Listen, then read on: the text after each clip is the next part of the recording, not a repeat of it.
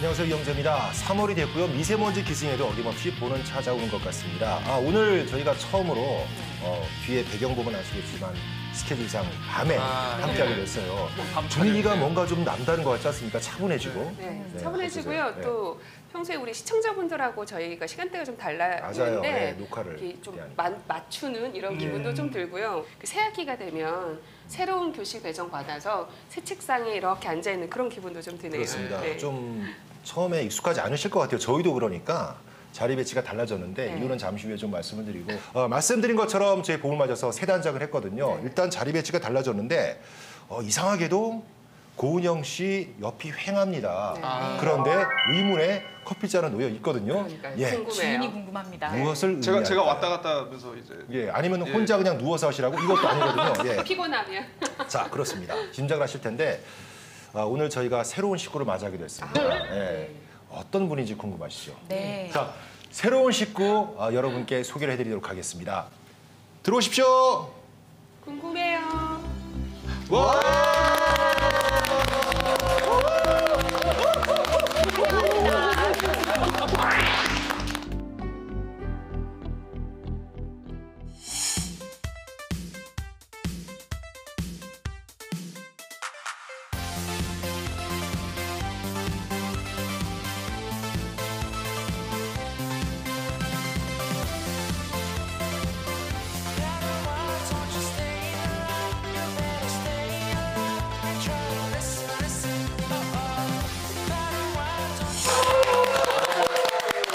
새내기 부장입니다.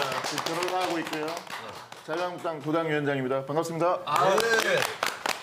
네. 구자은 자유한국당 도당위원장님이 저희 새로운 패널이 되셨습니다. 제작진이 말하기를 그 우영팟 패널로 좀 모시고 싶다 했을 때 아주 긍정적으로 답변을 하셨다고 들었거든요. 이게 수락하기가 그렇게 쉽지 쉽지가 않았을 것 않던데요. 같은데 네. 그런가요? 검토를 저는, 긍정적으로 하신 이유가 예, 정치인으로서 예. 국민과 소통하는 이 귀중한 시간을 제가 어찌 마다를 할 수 와. 놓칠 수 있을까. 없다. 그리고 또 좀 소문을 들었는데요. 여기 그 패널 분들이 워낙 인성이 좋다고 또 홍합도당 마당에 잘못된 정보를 들으셔가지고 어찌 마다할 수 있겠습니까? 소문이 빠르네. 진실인데. 예, 잘 부탁드리겠습니다. 예, 감사합니다. 네. 아유. 가끔 가다 보면 저희가 정파적인 질문도 드릴 수가 있습니다. 네, 각오하고 있습니다. 예. 정치는 이런 걸 다 각오해야 됩니다. 역시 예. 네. 앞서 그 패널들을 보셨다고 했는데 우영팟을 평소 좀 보시고 나서 어떤 걸 한 몇 번 느끼셨어요? 정도 본 것 같아요. 그 시간대에 뭐 고정해서 본 건 아니었지만 우연히 봤는데 분위기가 이런 게 뭐 지금도 그렇지만 너무 카페 분위기에 좀 네. 가벼운 분위기 이런 분위기가 좋았다고 이렇게 느끼고 있었습니다. 예. 그리고 가볍지만 주제는 날카로웠었습니다. 내용이 좀 많이 풍부하고 해서 네. 좋은 걸 많이 감사합니다. 배울 수도 있겠구나 이렇게 생각하고 왔습니다. 예. 네. 이 시간을 더욱 풍성하게 해주실 것 같아서 기대가 참 큰데 오늘 첫 시간이잖아요. 네. 우리 그 시청자 여러분께 각오, 인사 말씀을 그래도 드려야 되는 게 순서 같은데 예. 카메라를 보시고 제주 분이시니까 뭐 제주어로 구수하게 하셔도 좋을 것 같습니다. 예. 방송에서 이거 제주어로 요즘은 순간 많이 합니다. 험직하게 하구나. 예, 잘 봐줍소. 짧지만 힘찬 각오 잘 들었습니다. 제가 이력을 좀 살펴봤더니 화제가 많이 됐던 기사 제목이 이거더라고요. 어느 시골 검사의 혁명적 결정 이런 내용이었는데 혁명적 결정. 예, 이걸 보고 아마 저희 제작진도 패널로서 부족함이 없다고 판단했을 것 같습니다. 이 내용이 뭔지 좀 설명을 해주시죠. 그 혁명적 결정인 부분은 좀 저도 좀 의아하긴 한데요. 혁명적 결정이라고 감히 생각하지는 않기 때문에 그렇긴 한데 이게 제가 시골에 근무할 때 시골이 상주거든요. 예. 그 상주에 그때 3년차 검사 시절이었는데 아주 새내기였네요. 3년 차면 어느 정도는 그래도 네, 사진 주세요. 네. 검찰밥을 먹은 건데 책상 위에 가니까 이제 사건이 하나 올라와 있었어요. 이게 사기 사건인데 그게 어떤 여성 2명이 대전에서 시작해서 그 강원도를 거쳐서 포항에 있는 뭐 직장 그 성매매 업소까지 가게 된 상황인데 거기서 일을 하겠다고 해서 3천만 원 이상을 받았어요. 그래가지고 하루인가 이틀 하고 도주를 했는데 보통 이제 그러면은 일을 하겠다고 속여서 돈을 받아가서 도망갔으니까 보통 기망행위에 해당하고 또 그 도주 우려가 있다 해가지고 구속을 하는 그런 경향이었어요. 그래서 제가 사건을 한번 이렇게 천천히 봤는데 순간 이렇게 제가 그 기록을 보고 받은 느낌은 이거는 선불금을이라는 불법적인 방식으로 지금 성매매를 하는 업소가 검찰의 공권력을 이용해서 좀 그런 불법적인 거를 공고히 하고 있다 이런 느낌이 들었어요. 그래서 이 부분을 좀 찬찬히 보게 됐는데 우선 그 여성들이 자유로운 의지에 따라서 거기 업소까지 간 것은 아니지 않나 이런 관점에서 봤을 때 이건 무혐의 결정이 맞다라고 생각하고 제가 무혐의 결정을 했던 거고요. 그 해에 아마 국정감사가 있었을 겁니다. 국정감사 할 때 그 조순현 의원이라고 미스터 쓴소리라는 신분이죠. 닉네임이 있던 그분이 강금실 그때 장관이었는데 그 사건을 좀 거론하게 됐어요. 그래서 이제 세상에 좀 알려진 게 된 것 같습니다. 이전에 그런 판결이 없었기 때문에 혁명적 결정이라고 기사가 난 거고요. 그래서 그 이후에도 많이 바뀌지 않았습니까? 비슷한 이후에 사례가. 제가 알기로는 성매매 특별법이 새로 좀 개정이 된 걸로 알고 있거든요. 거기 안에 이제 이런 내용의 성을 도구로 해서 선보금을 받는 부분에 대해서는 무효로 한다. 이런 게 입법된 걸로는 알고는 있습니다. 그 주인공이신데. 그러니까 보통 우리가 대법원 판결이 하나 나오면 새로운 법이 판례가 하나 만들어진다고 하지 않습니까? 그러면 우리 구 위원장님께서는 그러면 이제 검사 시절에 아예 본인이 이제 기소를 안 하는 결정으로서 새로운 법을 하나 만들어 버리죠. 3년 차에. 획은 해바신 거죠. 역시 제가 그냥 알기로는 그때 당시 우리가 방송된 날 이제 3월 8일 세계 여성의 날인데요. 그 즈음에 그 38 이 세계 여성의 날 기념식에서 디딤돌 상을 받으셨다는 얘기를 들었어요. 네. 저희 우영팟에도 큰 디딤돌이 되어주시길 바랍니다. 아이고 예 기대하겠습니다. 걸림돌은 안 되겠습니다. 일단 제 질문은 뭐 완벽한 통과가 되겠습니다. 네. 자 이렇게 해서 우영팟 신고식 마치겠고요. 새 멤버가 합류한 첫 우영팟 힘차게 출발하겠습니다. 지난 주말 공사를 다 못 꾼 지 3년 만에 강정항에 최암으로 크루즈가 들어온 말씀. 헛설 늦었지만 짓거진 소식이 오다. 후제 민항의 역할도 하영 있게 하고 모을 주민들이 영도 외어 두들리는 일럿이 빙사케 시민 좋구다. 혼 생활용 숙박시설이 왕왕작작 난리국이 오다. 자올락한 설계형 화르착하게 불 끄는 설비도 배랑이랜 하는디 서귀포시가 조건부 사용을 허락하여줬댄 헙디다. 공무원, 시행사, 시공사 분들신디 혼번 물어보구다. 그디 들어강 사는 사람들 안전은 누게가 지켜줄 것과 택배를 이용하젠 허민 제주도가 섬이랜 허멍 추가 배송비를 더 돌랜 허난 붕당붕당 하는 분들 하영시주양. 이번이 제주도 행정에서 특수 배송비 행실머리를 조사한댄 햄수다. 똑기 맞는 배송비가 책정대영 도민들 모음이 노고로 개시민 좋구다. 네, 지난 한 주도 제주엔 정말 중요한 이슈들이 있었습니다. 그중에서 고은영 씨가 아마 관심 있게 본 뉴스일 것 같은데 지난 주말 강정항에 드디어 크루즈가 들어왔습니다. 3년 만이에요. 그렇습니다. 네. 어떻게 보셨어요? 그동안 이름을 강정 해군기지로 많이 불려왔잖아요. 그리고 실제 핵항공모함이라든지 이지스함 이런 군함들만 들어왔던 것이 사실이죠. 근데 3년 만에 크루즈선이 들어왔고 영국 국적의 퀸 메리 2호 2,400여 명의 관광객을 데리고 들어왔습니다. 그래서 이제야말로 강정 민군 복합형 관광 미항 이름이 그래도 좀 무색할 정도는 아니다라고 좀 이름 지을 수 있겠는데요. 저도 이렇게 좀 민항 그러니까 민간 항구의 기능을 강화하는 것에 대해서는 저는 분명히 좀 이 방향성을 계속해서 확장시켜 나가야 된다라는 생각이지만 지금 퀸 메리 2호 같은 경우에도 2,400여 명의 관광객이 한꺼번에 쏟아지고 쓰레기도 같이 쏟아진 상황이에요. 그래서 지금의 과잉 관광 이런 것들이 문제가 되고 있는 오버투어리즘 문제가 되고 있는 지금 제주 환경에서 좀 다른 대안들을 모색을 할 때가 되지 않았나. 예를 들어 뭐 전기 연락선 그리고 화물선 이런 것들이 기항할 수 있도록 2013년 우금민 지사가 사인한 민군 복합형 관광 미항 공동사용 협정 이 내용을 좀 개정을 해야겠다라는 과제를 사실 좀 안게 된 장면이기도 했습니다. 이 협정서에 보면 민항에는 크루즈만 들어오게 돼 있거든요.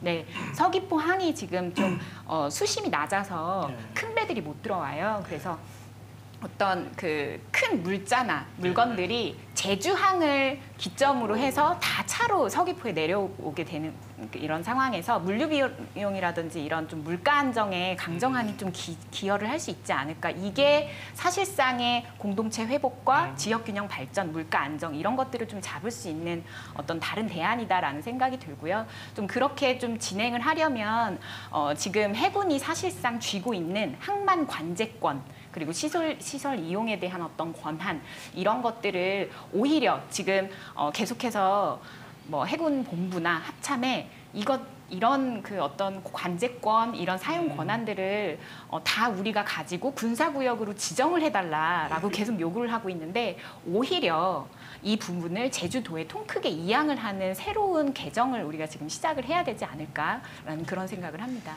크루즈만 들어올 수 있다면 민항은 많은데 서민항은 아닌 것 같아요. 그렇죠. 맞습니다. 일단 그 이번 크루즈 들어오는 거를 보시면서 강정 주민들이 어떤 심정이었을까 정말 복잡한 감정을 느끼시지 않았을까 싶은데 아무래도 이분들 공동체 회복이 최우선 과제 아니겠습니까? 일단 첫 걸음 완전히 첫 걸음은 아니지만 그래도 그 군사 기지항에서 복합항으로 가는 첫 걸음인 것 같고 기본적으로는 최근에 그 3.1절 특별 사면이 있었잖아요. 그걸 통해서 많은 부분은 아니지만 그래도 사면이 있었고 기본적으로 이런 강정마을에서의 시위와 관련된 이 부분은 제가 많이 봤던 법정에서 정말 많이 목격했던 부분이거든요. 정말 많은 부분이 정말 법정을 꽉 채울 정도로 많았어요. 그 중에는 실제로 그 주민들로 이제 살아오다가 참여한 분들 이런 게 다 많이 있잖아요. 그런 분들에 대해서 다 사면은 좀 바람직한 방향이라고 보긴 봐요. 근데 지금 확정하지 않는 분들에 대해서는 확정이 되면 그 후에 사면이 이루어질 걸로 보기는 하고요. 예, 그렇게 알고 있습니다. 그렇게 되는 것이고 기본적으로 실질적인 그런 삶의 질을 개선시킬 수 있는 그런 사업들은 기본적으로 경제적인 지원이 돼야 되잖아요. 그게 아마 9,625억 원이 아마 확정된 걸로 알고 있는데 거기 그 예정됐던 사업들이 신속히 잘 진행되는 게 공동체 회복을 위해서 중요하지 않을까 이렇게 생각하고 있습니다. 예, 그렇습니다. 특별사면 부분에 살짝 아쉬운 지점을 말씀드리면 저는 개인적으로는 살짝 아쉬운 정도가 아니라 매우 크게 실망하고 너무 아쉬운데 너무 적죠. 형이 확정된 사람이 199명이에요. 물론 확정되지 않은 분들도 더 많습니다. 이 분들 중에 10%인 19명이 이번 특별사면의 대상자였고 그리고 어떤 기준도 그 사면을 받으신 분들도 이 기준에 대해서 모르더라고요. 사실 이 기준에 대해서 투명하게 공개가 된 것도 아니고 진상조사가 선행이 된 것도 아니기 때문에 좀 우리가 이 앞으로의 계속 과제로 지금 커다랗게 좀 남아있지 않나 봅니다.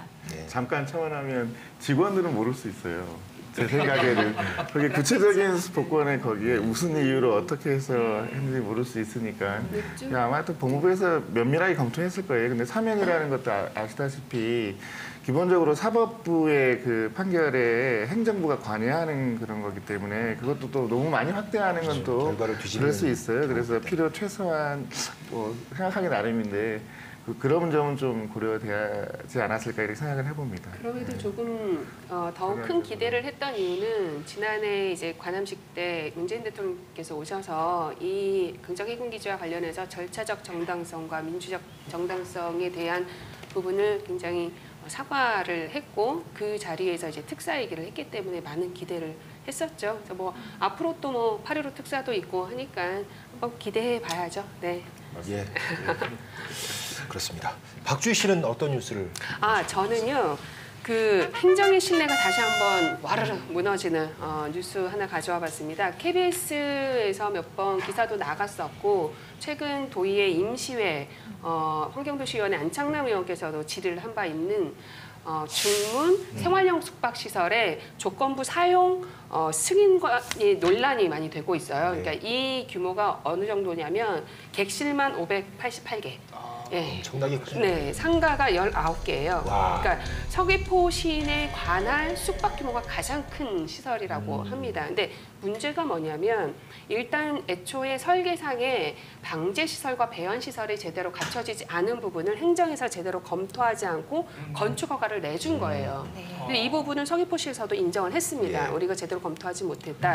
두 번째는 뭐냐면 이 수 분양자들을 보호하기 위한 법률인 건축물 등의 분양에 관한 법률 제7조 제1항 혹시 아십니까?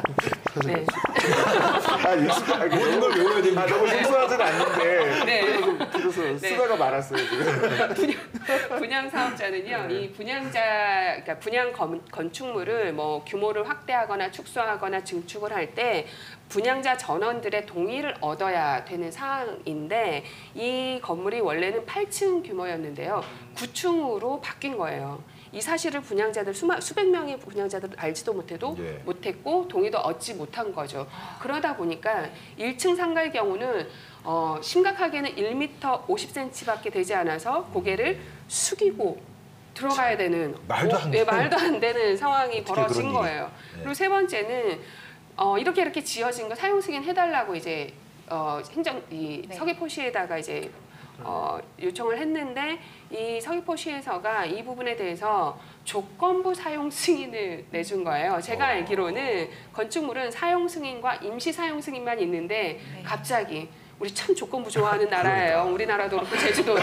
그래서 조건부 사용 승인이 되면서 20일 안에 이 건축법에 맞게 방제 시설과 이 배연 설비를 갖추라 하다 보니까 이 시공사가 갑자기 1층에 있는 볼을 굴삭길 가져다가 무너뜨린 거예요. 봤어요. 깜짝 네, 놀랐어요. 네. 그러니까 이게 다 지어진 건물을 허무는 거나 마찬가지. 게다가 뭐 1층에 작은 인테리어 이걸 없애는 게 그렇죠. 아니고 아주 중요한 네. 부분이에요. 구조를 그렇죠. 구조해서- 네. 네네. 그러니까 그 설비를 갖추기 위해서 그거를 무너뜨릴 수밖에 없었던 상황에서 그것을 이 앞에 있는 이런 상황들을 이제서야 이제 분양자들이 다 알고는 대책위원회를 꾸려서 일단 이 사용 승인에 대한 취소 검토를 좀 해달라. 적어도 시정명령 조치를 해달라. 이런 요구를 하고 있는데 다른 지방자치단체 경우에는 그 설계 과정에 이런 하자를 발견하지 못하더라도 사용 승인 과정에서 발견하면 사용 승인을 하지 않는 게 예, 일반적이라고 해요. 최근 대구 수성구의 경우도 뭐 그런 기사를 본 적이 있는데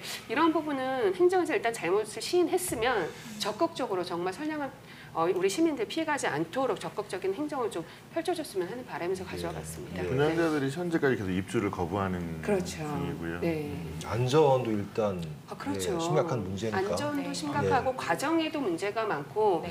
뭐 여러 가지 문제들이 굉장히 복합적으로 들어가 있는데 행정에 가서 계속 요구를 해도 행정에선 약간 소극적인 태도를 보이나 봐요. 그래서 이분들 막 1인 시위도 다니고 모여서 막 아이고. 막 이렇게 토파보고 막 이렇게 그분들이 직접 이런 부분들을 다 파헤치고 계시더라고요. 지금 뭐 계속 말씀하셨지만 보호의 문제 그리고 안전 그 뭐 화재 예방이라든지 이런 부분은 사실상 제가 그 전문가 네. 전문가 별로 안 좋아합니다만 너무 전문 영역이라서 감리를 하시는 분들한테 좀 여쭤봤어요. 그러니까 뭐 구조 기술사의 검토 의견서 없이는 절대 그런 일을 할 수 당연하겠죠. 없다. 네. 아마 서귀포시청에 제출이 됐을 것이다. 이렇게 이야기를 하는데 이렇게 분양자들이 자력 구제를 하고 불안해하시면 전 서귀포시청에서 먼저 정보를 먼저 공개하고 각종 뭐 시설에 대한 시연을 먼저 해서 좀 중재하는 역할을 이번에라도 해야 된다고 봅니다. 맞습니다. 앞으로 좀 지켜봐야겠어요. 예. 자, 다음 소식입니다. 택배 자주 주문들 하시잖아요. 박주 씨는 어떠세요? 얼마 전에 제가 구두가 좀 헐어서 구두를 주문을 했는데 예. 갑자기 며칠 뒤 전화가 온 거예요. 2,500원 입금을 안 하면 배송을 하지 않습니다. 그러니까 굉장히 처음부터 그냥 내라고 그러던가요? 네, 그러니까요. 그래서 그 연락 많이 받았죠. 아, 저도 네. 그래서 서울에서 주문할 때, 그러니까 그 육지에서 살았을 때는 뭐 인터넷 쇼핑을 하거나 했을 때 배송료를 크게 신경을 쓰지 않았어요. 근데 제주에 와서 항상 찾게 되는 문구, 네. 제주 및 도서산간 지역은 추가 배송 비용이 추가 배송. 붙을 수 네. 있습니다. 네. 이 문구가 어디 없나 살펴보고 붙습니다가 주문을 아니라 하죠. 붙을 수 있습니다. 그것도 애매하게. 우리 막 뭐 홈쇼핑 같은 거 보면 저 좀 맛있겠다 하고 이렇게 시키려고 하다 보면 알아요. 무슨 배송 말인지. 불가. 그러니까. 네. 신선치 그렇게 참 서러울 화가 수가 납니다. 없어요. 그렇게 서러울 수가 없어요. 참 이 제주도에 사는 것만으로 이런 불이익을 받아야 되나 네. 답답한 일이 한두 번이 아닌데 다행인 게 고지열 씨 이런 도민들의 택배비 부담을 줄이기 위해서 지금 실태 조사를 그래도 한다고 하잖아요. 그러니까 저는 실제로 핸드폰 배터리를 교체를 하려고 저 해외 직구 대행을 한번 이용을 해봤거든요. 예. 알리 땡땡 해가지고 예. 그 이용을 했는데 배터리 가격이 어머나 세상에 16,000원 정말 싸요. 오. 그래서 이걸 딱 불렀어. 그러니까 직구를 하죠. 그런데 이제 결제해서 최종 금액이 4만 원이 훌쩍 넘네. 와. 아니 그러면은 예. 배터리 그냥 3개 사면 되겠네요. 여기서. 그러니까 나눴어요. 예. 제가 이거를 배터리를 사는 건지 아니면 배송을 사는 건지 이 정도 배송비를 들이시면 사은품으로 배터리 드립니다. 이렇게 되면 안 될 거고. 그렇게 되는 거더라고요 이게. 그러니까 너무 그러니까 아마 이제 제주도민이라면 다들 그런 거 네. 다들 경험이 공감하시고 있을 거예요. 그러지 않습니까? 이게 2016년에 그 제주연구원에서 그때 이제 조사한 자료에 따르면 이 추가 배송비를 통해서 제주도민들이 부담하는 이 경제적 부담이 이게 한 4,500억 정도 이렇게 된다라고 하더라고요. 그러니까 이게 제주 지역 총 경제 규모가 이게 뭐 16조, 17조 한다고 하니까 4,500억이면 이게 작은 규모가 아니거든요, 이게. 예. 그래서 어쨌든 이게 제주도가 이게 또 이제 원희룡 지사님이 이제 공약이기도 해요. 그래서 한국소비자원하고 이제 공동으로 이 특수 배송비에 대한 실태 조사를 이제 진행을 한다고 합니다. 그래서 아까도 말씀하셨지만 어떤 분은 2,500원, 어떤 분은 4,000원, 어떤 분은 만 얼마 하다 보니까 그러면 특수 배송비를 부과하는 기준이 뭘까요? 없어요. 진짜 네. 진짜 아예 없는. 없어요. 그러니까 자유를 맡게 업체에 따라 가지고 A 업체 가격 다르고 B 업체 다르고 C 업체 다르고 하다 보니까 야 그래도 이게 제주 도민들에서는 어떤 그 생활 경제와 관련된 이제 굉장히 핵심적인 사안인데 이게 너무 들쭉날쭉하면 좀 이게 문제가 있지 않는가라서 조사도 하고 가격 형성 과정도 이렇게 보고 한 다음에 이제 용역도 걸쳐가지고 적정한을 도출을 한 다음에 그래도 안 낼 수는 없으니까 그래서 요거를 이제 그 소비자원하고 이제 해서 그 제도 개선안을 국토부하고 이제 공정거래위원회에 이제 제출을 한다고 합니다. 예. 이제 물론 이 경제적 이익과 관련된 게 이게 뭐 하나 바꾸려면 쉽지는 않을 거예요. 아마 쉽지는 않을 건데 아무튼 그래도 이거는 진짜 많은 전체 우리 68만 도민들과 관련된 생활의 일이기도 하니까 제주도가 이런 건 좀 아무튼 좀 의지를 갖고 좀 잘 추진을 하면은 그렇습니다. 예, 좋은 결과가 있지 않을까 중앙에서 싶습니다. 그 면세 특례 같은 거는 형평성 내세우면서 아무 혜택도 주지 않으면서 이런 데는 또 형평성을 또 참 답답합니다. 말씀하셨듯이 저는 개인적으로도 그렇고 주변부에서도 그렇고 가격의 높음 낮음 이건 두 번째 문제고 우선은 기준이 없다는 점. 네, 그 기준을 이제서라도 좀 제주도에서 마련을 하겠다고 나선 거니까 저는 이거는 박수를 쳐야 된다고 생각합니다. 기본적으로 이게 배송비가 많고 적음의 문제가 아니고 1,000원 내는데 다른 사람 500원 내고 있다 이러면 그런 거죠. 이게 무척 이게 그런 거죠. 느끼시면은 차별받는 왜 내가 느낌이죠. 500원이나 더 네. 내야 돼 이런 문제이기 때문에 네. 그 부분에 있어서는 기준을 마련하는 게 좋을 것 같아요. 모처럼 시청자분들 보면 아이고 무시거 험추로 커지는 햄자이 모처럼 좀 칭찬할 것 같은 이런 네, 정책인 것 같아요. 맞습니다. 네. 섬이라서 비용이 어느 정도 더 추가되는 건 이해를 합니다만 그게 그 과도한 게 문제고 또 규정 없이 어떤 기준 없이 임의대로 된다는 게 문제인데요. 개선할 필요가 반드시 있어 보입니다. 자, 우영파 뉴스였고요. 이어서 오늘의 메인 토크로 넘어가겠습니다.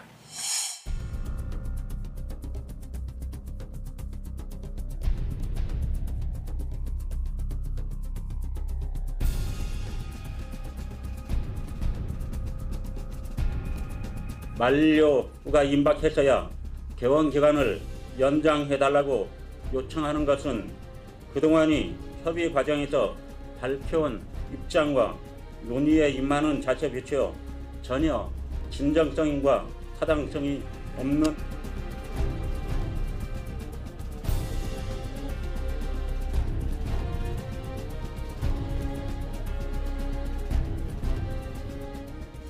네, 지난해 말 논란 속에 조건부각을 받은 녹지국제병원 상황이 다시 반전됐습니다. 지금 아마 돈의 가장 뜨거운 이슈가 아닐까 싶은데요.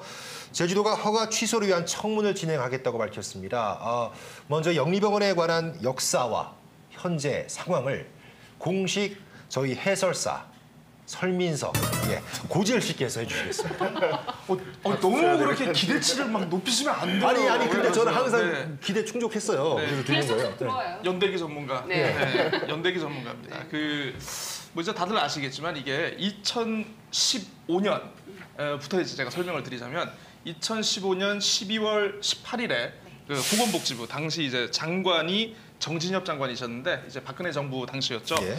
정부가 이 제주도가 요청한 외국 의료기관 사업계획서 이 검토 결과에 대해서 승인 요건에 적합하다라는 통보를 합니다. 그러니까 이 승인 요건이 적합하다는 통보는 야 병원 세워라고 하는 게 아니고 이 정도면 요건이 괜찮을 것 같으니까 예. 병원을 해도 될지 안 해도 될지는 도지사 당신이 판단하세요. 아, 이거를 한 거죠. 그래서 그때부터 이제 드디어 영리병원의 물꼬가 트인 거야라고 이제 많은 이제 국민 여론들이 수근수근 거렸죠. 그래서 이제 그 어떤 절차가 있었냐면 그 다음에 이제 그 병원을 만들기 위해서 건물도 지어야 되고 사람도 뽑고 직원도 뽑고 의사들도 데려오고 뭐 그 응급 의료 협약도 체결하고 이런 절차가 있어야 되거든요. 이게 한 2년 정도가 걸렸습니다. 예. 그래서 이게 2년 정도가 걸린 이후에 2017년 7월에 이제 그 녹지국제병원에서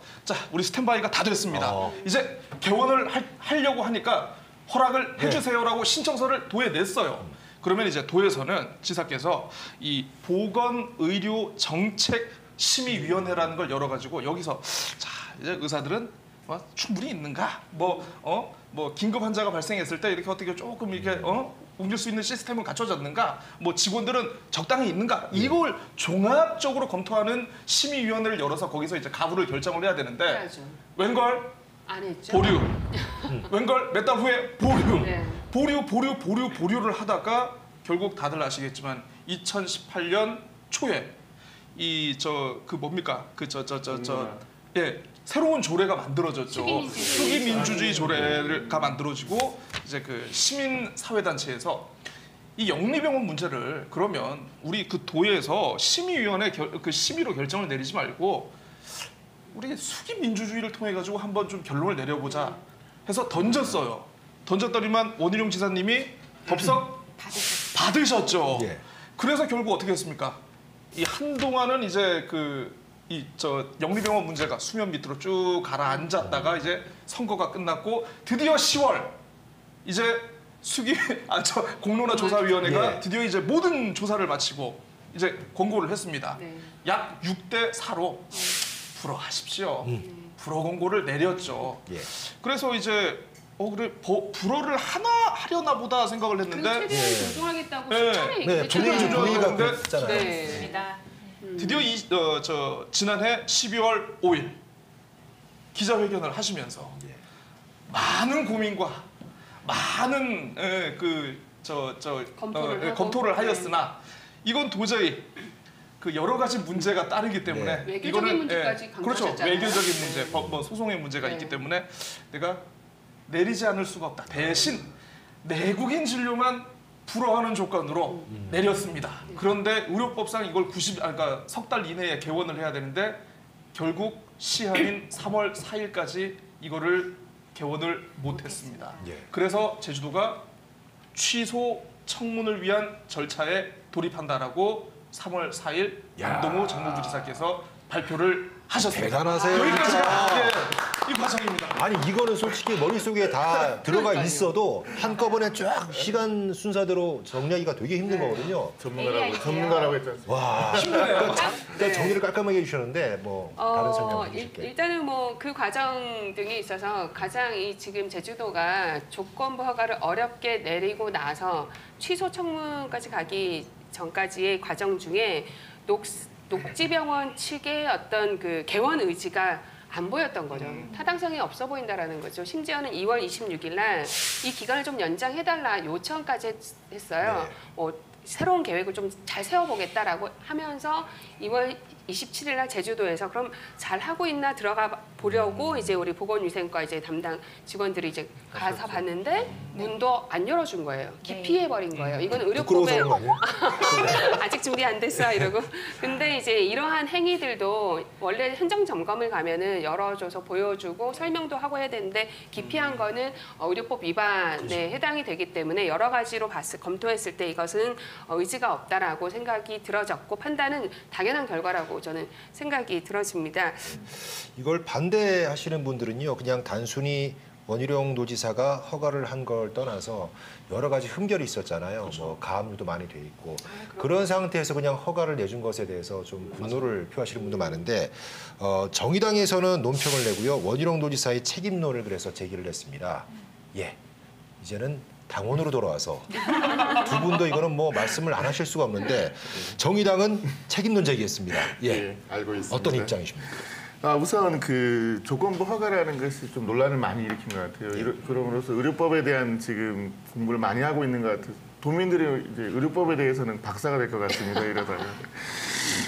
저는 이 절차를 아까 설명을 해주셨지만 기본적으로는 사업 승인 절차에서 한 번 정도는 행정에 선 이행이 됐잖아요. 사실 거기서 여러 가지 사업 승인할 때 보건복지부에서도 기본적인 요건들은 다 사실은 승인을 다 해놓은 거잖아요. 그래서 그 이후에 그거에 따른 그 준비를 한 이후에 개원 허가를 했을 때는 도지사는 거기에 아까 복지부 장관이 도지사가 알아서 해라고 했다고 했지만 제가 받아들일 때는 우선 사업 복지부 장관의 결정에 기본적으로는 좀 기속되는 어쩌면 사업 승인을 해줬는데 그거에 맞춰서 준비를 왔는데 거기에 또 개원 허가를 또 안 해준다는 거는 또 좀 문제가 있다고 생각은 들어요. 그래서 그런 면에서는 이게 도지사의 책임론까지 불가질 사안은 아니다라는 생각은 들고 다만 이게 조건을 부과하는 그 내용들 어떤 근거에 의해서 조건을 부과하는가에 대해서는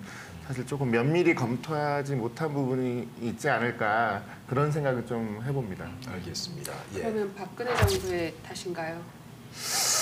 죄송합니다. 넘어가시죠. 이제 거슬러 올라가면 또 2012년도인가 네. 그때부터 또 준비한 예. 그런 게 또 좀 있어서 첫 판부터 셉니다 이거. 예. 헬스케어 타워까지 가는 거. 네. 예, 오늘 첫날이니까 이 정도 하고 네. 예, 긴장도가 점점 올라가겠지만 고은영 씨는 네, 뭐 책임에 대한 여러 가지 이야기가 있지만 이 부분을 꼭 짚고 싶어요. 투명한 정보 공개.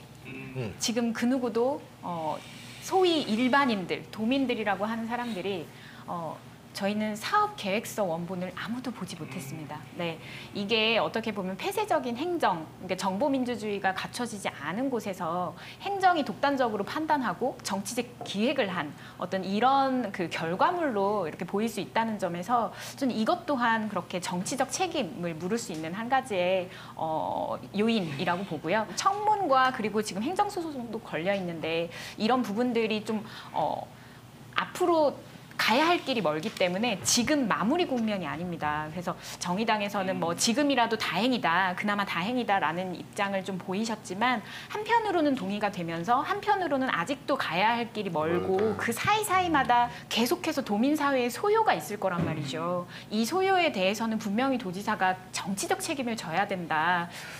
아까 우리 정보 공개가 제대로 안 됐다라는 부분에 있어서 제주도에 보면 제주도 정보공개심의위원회가 있는 것으로 알고 있고 네. 제가 알기로는 우리 구재현 위원장님이 거기 위원장님인 것으로 제가 알고 있어요. 예, 그래서 이 관계된 부분을 우리 위원장님께서도 네. 한번 다뤘던 것으로 제가 기사에서 다뤘습니다. 본 적이 있어요. 사업계획서 네. 공개해야 원본에 된다. 공개하라. 네. 혹시 고은영 대표가 하지 않았나? 제 아닌가? 이름 많이 보실 거예요. 네. 그 공개심의위원회를 열었어요. 네. 그때 사실 우리 공개심의위원회가 정말 심의를 하면 좀 열띤 토론을 하는 경향이 있거든요.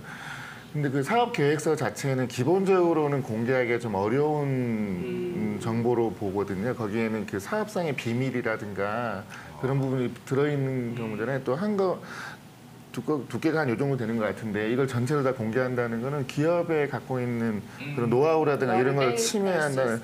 근데 그럼에도 불구하고 공개 결정을 내렸어요. 네. 이거 그때 사실 공개 결정을 저희가 좀 많은 의견의 그런 부분이 있었는데 그럼에도 불구하고 했던 이유는 이거는 좀 알 권리가 더 중요하다고 사실 봤어요. 그 사업계획서 안에 기업의 비밀이 많이 녹아 있는 사업계획서는 아니었고요. 그런 계획서가 아니었기 때문에. 공공의료에 대해서는 워낙에 관심이 많잖아요. 전국적인 사안이기 때문이죠. 그래서 알 권리가 더 중요하다고 보고 그래서 공개는 했는데 아마 이 부분에 대해서 소송이 들어온 걸로 알고 있거든요. 네. 그러니까 공개 결정은 되었지만. 공개하라는 결정에 대해서 집행 정지 신청을 내려 가처분이시고. 가처분과 같은 건데요. 이게 집행 정지가 들어왔기 때문에 이건 또 그 결과를 봐야 될 내용 같아요.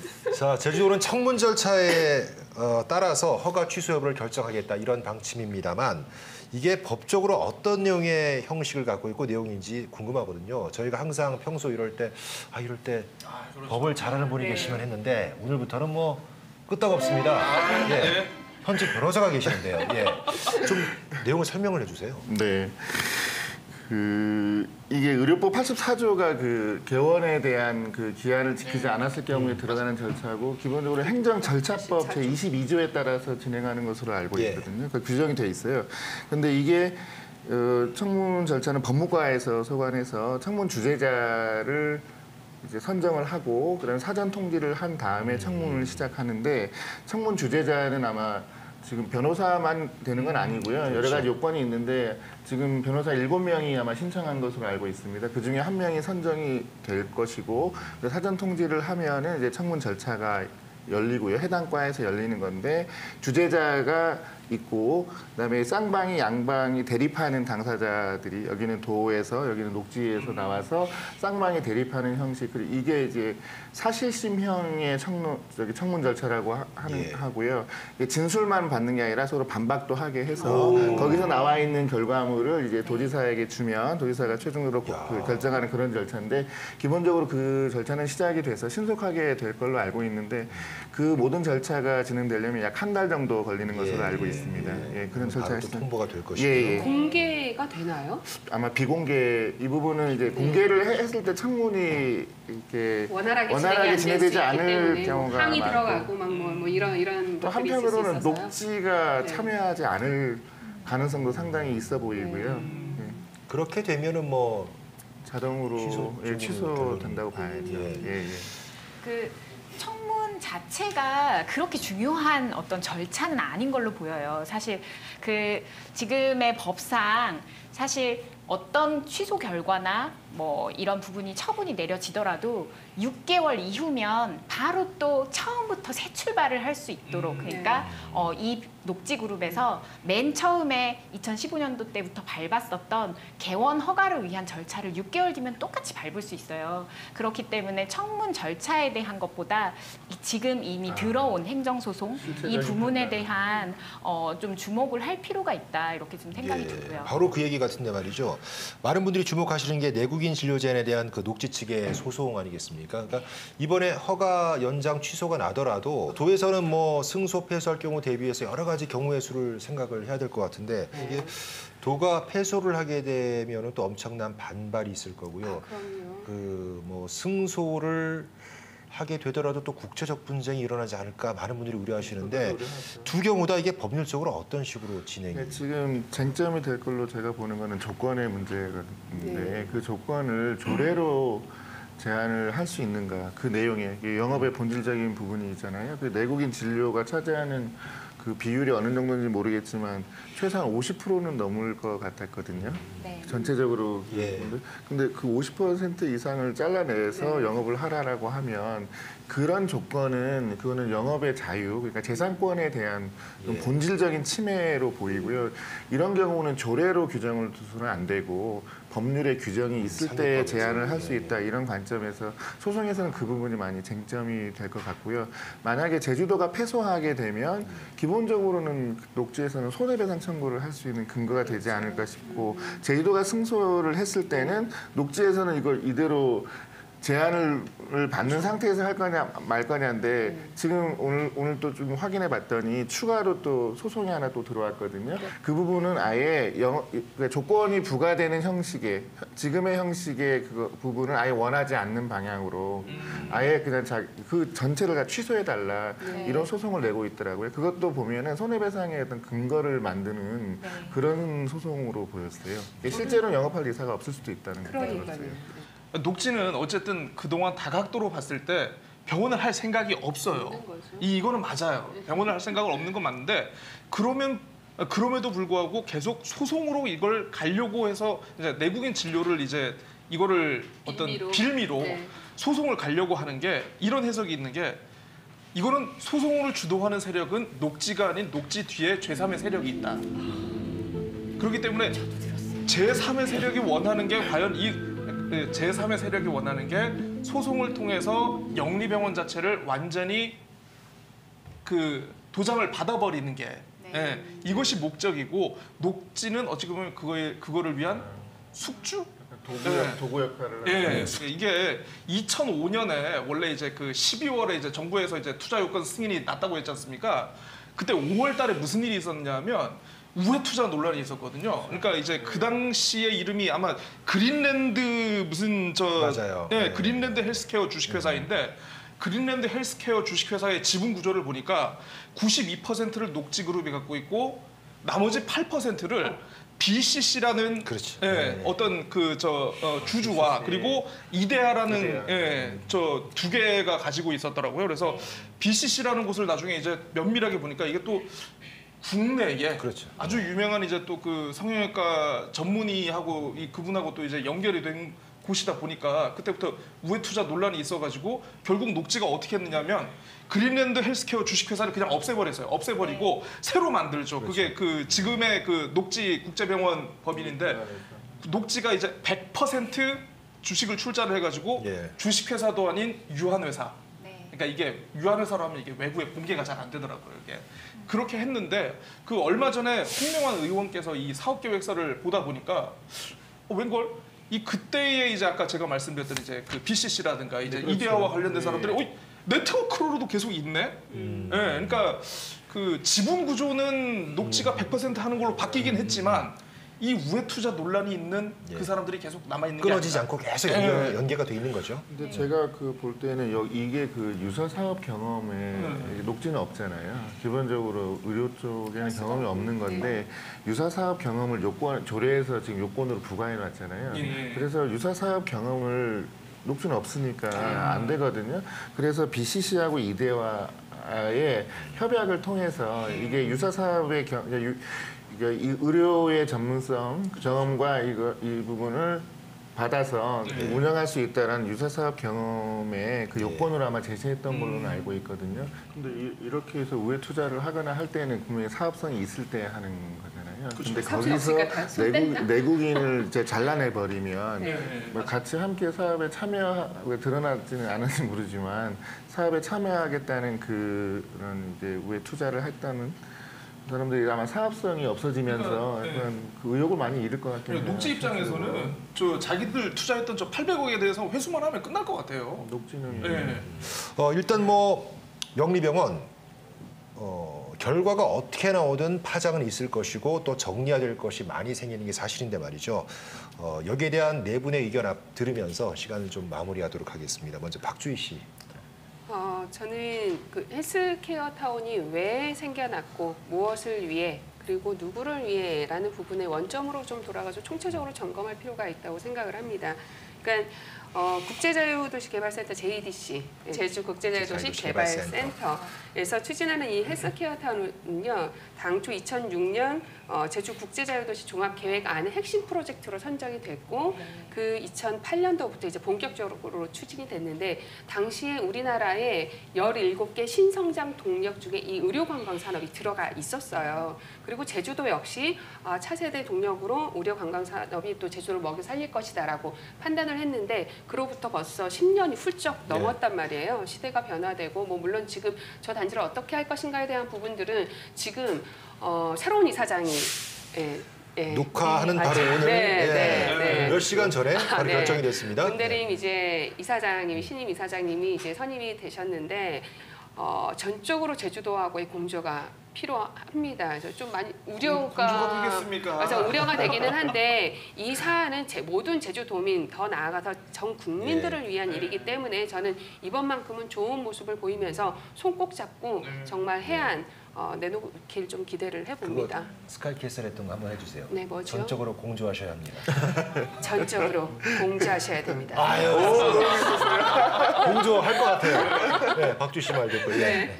자, 구자은 씨. 저는 이 녹지그룹에 그 한정돼서 보는 것보다는 이 녹지그룹 사안을 이렇게 검토하다 보니까 제주도가 가야 할 길에 대해서 우리가 2005년도에 국제자유 도시를 표방해서 우리가 제주도가 힘차게 사실은 좋은 청사진을 가지고 출발했는데 곳곳에서 부딪히고 있거든요. 과연 우리 제주도가 국제자유 도시를 우리가 해낼 수 있는 그런 정서적인 그런 게 돼 있는지, 제주도민들이 받아들일 수 있는 그런 정서적인 그런 공감 하에서 지금 진행된 것인지, 아니면 그런 신자유주의의 실험장 역할을 하고 있는 건 아닌지를 좀 돌아보게 하는 그런 걸로 봤습니다. 그래서 이번 기회에 어쨌든 소송을 통해서 명확하게 되겠지만 이거를 교훈 삼아서 앞으로 발전과 뭐 개발과 보전에 대한 어떤 그런 중거점을 찾는 그런 계기가 되었으면 하는 생각을 해봤습니다. 제가 하고 싶은 얘기를 이렇게 하셔서 역시 극과 극은 통하는 것인가 라는 생각을 잠시 했습니다. 지금 JDC 신임 이사장님도 오셨고 그리고 제주도지사, 그리고 계속해서 정권이 한번 바뀌었습니다마는 지금 문재인 정부가 계속 의료 공공성 강화하겠다 정책 방향으로 분명히 잡았다면 말만 할 것이 아니라 지금 영리병원부터 문제를 같이 해결을 해나가야 되거든요. 이런 책임감 있는 모습을 보여야 하고, 지금 각자의 주체들이 사태가 이렇게 되면서 우리는 뭐 유권 해석만 내렸을 뿐이야. 우리는 뭐 권한을 승인했을 뿐이야. 정부가 얘기했으니까. 이런 식으로 방관자적 입장을 취하고 있어요. 그것이 아니라 지금 협상의 테이블에 이 영리병원을 올려놓고 어떻게 현명하게 풀어낼 수 있을 것인가를 얘기를 해야 하고, 지금 원지사께서도 사실 뭐 서귀포 의료원의 요양병원 부문 확충을 하겠다, 그리고 제주에 중증병원 만들겠다, 이런 공약들이 사실 기존에 있었습니다. 충분히 공공의료로 전환할 수 있는, 결합시킬 수 있는 요소가 있으니까 이 부분에 좀 주목을 했으면 좋겠어요. 예. 아마 소송이 안 되면 그다음에 외교적인 걸로 가겠죠. 저는 이거 아마 국내 소송으로 끝날 거라고 저는 보지 않아요. 이거 분명히 ISD까지 갈 겁니다. 이건 아마 투자자 소송까지. 그러니까 이걸 보면은 사실 법리적으로 우리가 뭔가 싸워가지고 이거를 우리가 뭔가를 지켜내는 것도 좋긴 좋지만, 이거는 어떻게 보면 이제 외교적인 문제, 실제로 그것까지 이제 갈 수 있는 것이기 때문에 이제 판이 커졌습니다. 애들 싸움이 이제 어른 싸움이 될 수 있기 때문에 더 늦기 전에 정부가 좀 적극적인 개입과 중재를 해야 되지 않을까. 적극적으로 거들어야 되고요. 지금 여당뿐만 아니라 지금 이 자리에서 또 야당들도 지금 똑같은 목소리를 내고 있잖아요. 뭐 그렇게 같이 머리 맞댄다면 해결할 수 없는 일이 뭐 있겠습니까? 이 부분은 좀 그렇게 좀 잘 됐으면 좋겠어요. 자, 네 분 수고하셨고요. 자, 저희는 다음 주 늘어난 패널만큼이나 더 풍성한 소식으로 여러분 찾아오겠습니다. 감사합니다. 안녕히 계십시오. 우영 팟.